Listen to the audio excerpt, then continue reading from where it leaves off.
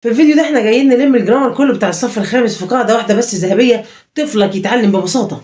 هفك لك النهارده كل العقد، هعرفك التريكات اللي بتيجي في الامتحان واللي بتوقع الشطار، وكل ده في فيديو واحد بس. يعني بعد الكبسوله دي مفيش حاجه هتقف قدامك تاني في جرامر سنه خامسه. تعال نشوف اول حاجه present simple. البريزنت سمبل يعني مضارع بسيط. المضارع البسيط ده بيعبر عن العادات، حاجه بتعملها على طول.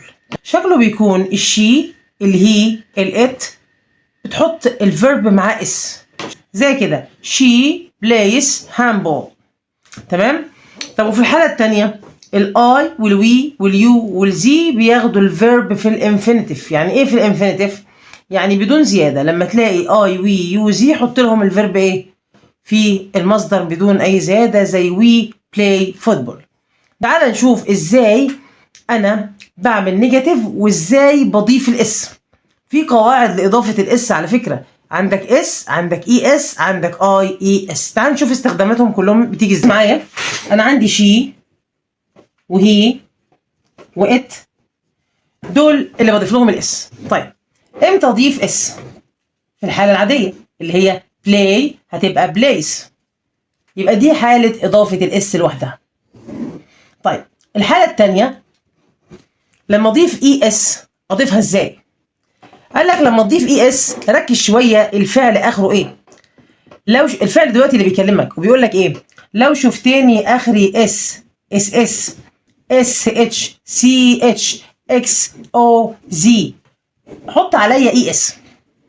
يعني ما تعملش فيا اي حاجه، لا تحذف مني ولا اي حاجه، انت هتضيف ايه؟ اي اس. يعني مثلا زي كلمه واتش يشاهد، والفعل عندك شي وهي وات، هتعمل ايه؟ هتبص على الفعل اخره ايه؟ سي اتش هتزود له اي اس، واي واحد في الصندوق دول هتزود له ايه برضو؟ اي اس. تعال نشوف الحاله الثالثه بيقول لك ايه. الحاله الثالثه اللي هي اي اي اس، في الحاله دي انت بتعمل ايه؟ لما يكون، لو انت كتبت كلمه كده استدي، لما يكون الفعل اخره واي وقبله ساكن، طبعا انت عارف الحروف المتحركه او اي اي اي يو، دي الحروف الايه؟ المتحركه. تمام. اي حاجه غير دول يبقى ساكن.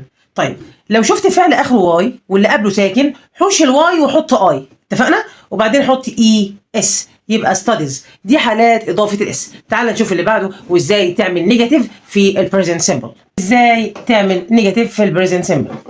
انا قلت لك مع شي وهي وات تعمل ازاي؟